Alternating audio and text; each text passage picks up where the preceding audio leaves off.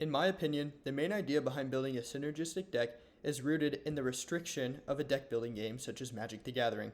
As I'm sure you're aware of, a commander deck can only have 99 cards excluding the commander. While this amount is larger than 60 card formats, it is still a restriction, and anyone who has built a commander deck before knows how quickly these slots can fill up. As a workaround to this deck size restriction, we can curate our decks with specific goals of having one card achieving multiple roles. By finding cards that provide support for the deck while simultaneously working towards the goal of the deck, we can artificially increase the amount of slots available in a deck list. This helps in a big way. Oftentimes when building a deck, players will have a goal in mind for the number of ramp, removal, draw, and protection a deck needs. Though this can vary from player to player and commander to commander, I find these to be the core elements of every EDH deck. Whether it's a Reanimator, Flicker, Stompy, or Control deck, every single deck is going to have a good number of slots dedicated to these core tasks, unless you're actively cutting removal from your decks, which you shouldn't be, but that's a topic for another video. The very need for synergy arises in the deck building process because of the very things I just described. Assuming a base level of 8 single target removal, 2 board wipes, 8 forms of protection, 10 ramp spells, 10 forms of draw, and roughly 38 lands per commander deck, this can leave you with only 24 slots outside of these categories. An even more conservative estimation of these categories provided by Salubrious Snail, a Magic YouTuber with a statistics degree, suggests running 35 to 40 lands, 15 to 20 pieces of interaction, 13 to 18 forms of draw, 7 to 12 ramp spells, and 3 to 8 protection spells. At the top end of this, only 2 slots will remain for any cards that are not performing these core functions. Side note, I know that these numbers seem crazy, but I honestly believe if every player ran even close to these numbers for each category, their decks as a whole would work better and win more. Anyways, now that you're feeling sufficiently restricted in this box of only 2 cards, allow me to offer a counter to this idea. Synergy. Synergy is something that everyone looks for in a deck. It's even listed under every card on EDH Rec. While I don't recommend using EDH Rec throughout the entire deck building process, I do think building with synergy in mind is an important concept. This is because it helps us to free up those slots by running cards that perform multiple functions at once. Allow me to demonstrate. In my Sam deck, the goal is to build up a board state of small creatures and food tokens, then sacrifice these food tokens for life or various other effects to buff up the board and swing in for lethal. But you would already know that if you watch my Sam deck tech video, so go check it out while you're here on the channel. While this is often an effective game plan, things like board wipes and pillow fort effects can turn this beast of a deck into a completely useless one. Thus, it's important to have removal and protection effects to ensure we can protect the board state and find ways to push through the pillow fort effects, which are stopping our game plan of swinging in. Cards like Haywire might provide important removal while also gaining us a food token off of Sam's ability, thus working towards the goal of the deck, building up food while simultaneously providing removal for those pesky pillow fort enchantments. The same is true for a card like Guardian of Faith. We can flash him in response to a board wipe, to protect our board state, and when all of our creatures come back, the food token he generated will be waiting there for us to cash in on. It's building a deck in this way that sets good deck builders apart from great ones. It takes decks that struggle to do 2 things at once, like removal or protection, while working towards a win, and turns them into decks that can do it all at once, effortlessly weaving their game plan into interaction into the end game for a win. Another great way to do this that I wanted to highlight is MDFC lands. I think that these have slowly gained more and more popularity, but 1 to 2 years ago, I feel like I rarely saw a single one in anyone's deck. If you don't already know, MDFC stands for Modal Double-Faced Cards, oftentimes in the way of providing a spell on one side and a land on the other. Utilizing these in the deck building process can help in numerous ways. First, every deck needs lands, and we all know it sucks to be spending those slots on lands when you could be putting in absolute gas for the deck. MDFCs are the best of both worlds, offering powerful effects on one side while not punish you for cutting lands by providing one on the backside. This is where their second benefit to deck building comes in. I've had many games where it's turn 9 and all I need to do is draw into a win con to close out the game, but I've top decked a land 3 times in a row. Or maybe I kept a risky hand and missed my land drop on turn 3.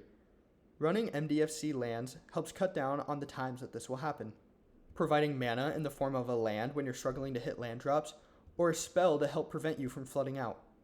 Cards like Sajiri Shelter and Revitalizing Repast offer protection on the front side while giving you a tapped land on the back side, and in the case of Revitalizing Repast, this is a tapped dual land, which honestly isn't even that bad. Fel the Profane and Witch Enchanter provide forms of removal, and their flip side can each come in untapped by paying 3 life, which is not that high of a cost in Commander. If you really want to get deeper into slimming down your deck, cards like Thirsting Roots, Bushwhack, and Go Forth are basically MDFC lands, as they offer various effects such as proliferating, fight, or pump, while also being able to be cashed in for a basic land, which is technically better than any of the one-color tapped MDFC lands because it color fixes you. Moving on from MDFCs, I'll provide more of an example of synergy by showing some specific choices I made for a mono-white flicker deck I recently built. Toby, Beastie Befriender, is a 1/1 that upon entering creates a 4/4 white beast token that cannot attack or block alone. For this deck, I went into the direction of blinking creatures with a sub-theme of token generation and token buffs.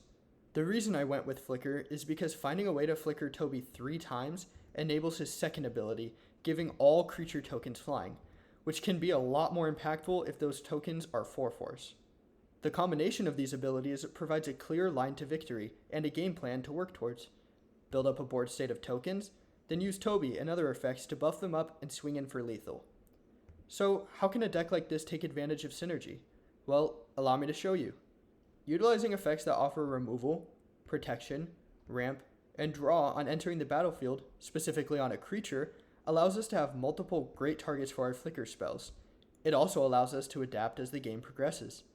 Is it still early on and no one feels like a threat? Well, we can focus on casting our commander and taking the next turn to flicker him and generate a board state of 4/4 beasts. However, we can easily adapt if a player emerges as a threat. Did someone play a Smothering Tithe on turn 4? Well, we can cast Loran of the Third Path or Witch Enchanter to take care of it, then continue with our game plan. The best part of this is we can basically hold up instant speed removal with just one flicker spell.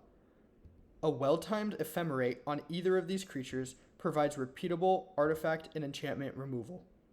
Quickly, you can see how a deck focused on flickering can take advantage of built-in synergy of enters the battlefield effects to sculpt the deck into a well-oiled machine that works towards the game plan without being punished, and also allows us to deal with threats as they emerge. Another really fun piece of synergy in this deck is Recruiter of the Guard. By having basically every element of the deck stapled onto creatures, Recruiter of the Guard becomes an amazing toolbox piece, tutoring for exactly what we need at any moment. Not to mention, its tutor effect is an enters the battlefield ability. This allows us to repeatedly tutor for exactly what we need with blink effects, reaching into our toolbox over and over as the game shifts. Making specific choices to include cards that have additional synergy feels small at first, but it can quickly amount into more wins. And even if you're not winning, your deck will always be doing something, whether it's interacting with an opponent's board state or building up your own. The last point I want to touch on involves making decks more interesting. Everyone is going to roll their eyes as you cast your Demonic Tutor to tutor for your best card. But flickering your Recruiter of the Guard to grab Loran to then remove the troublesome enchantment or artifact on the board, or even grabbing Guardian of Faith to stop yourself from getting totally blown out by a farewell is actually interesting and involves more thinking and higher skilled plays by the pilot of the deck. Plus, it feels less bad from your opponent's point of view, which is somewhat important to consider as Commander is a social format. Rather than building up an entire deck around synergy, you can make small choices with a specific set of cards to help improve the overall performance of your deck. As an example, I have a budget Is It Go deck helmed by Baloth, with Clancrafter as the background. With the idea of the deck being built around buffing up my commander, I knew that Stubborn Denial, which has Ferocious, was almost an instant slot in, because once my commander has 2 counters on it, this becomes a 1-mana counterspell. I look for simple synergies like this in nearly all of my commander decks. Most of my commanders that have access to red and have power 4 or greater have a Bolt Bend in the list, and same thing with blue and Stubborn Denial. This can go even deeper. You can build a small synergy package by opting for an Eternal Witness instead of a regrowth in your flicker deck. While this provides value on its own by allowing you to reuse the regrowth from the E-Witness with a standard blink effect like Ephemerate, this can be supercharged by using a mass flicker spell such as Eerie Interlude. Casting it will trigger all of the ETB effects of your creatures in play, and then when they come back, you can use the Eternal Witness trigger to regrowth the Eerie Interlude to your hand, and then recast the Eerie Interlude on another turn, repeating this value engine of flickering and regrowth effects. I hope that this video helped to provide an idea of how balancing synergy with the game plan of a deck can improve your overall experience while playing Commander. Remember that generically powerful cards aren't always the best option in casual Commander. While it's always important to work towards a win, running cards that offer more synergy will result in a more interesting gameplay experience. I always consider it a win if I have multiple opponents leaning over the board, reading a card of mine that they've never even heard of before, but it slots perfectly into the deck that I'm running. Thanks for sticking with me to the end. I know I sort of started to ramble, but deck building is something I'm quite passionate about.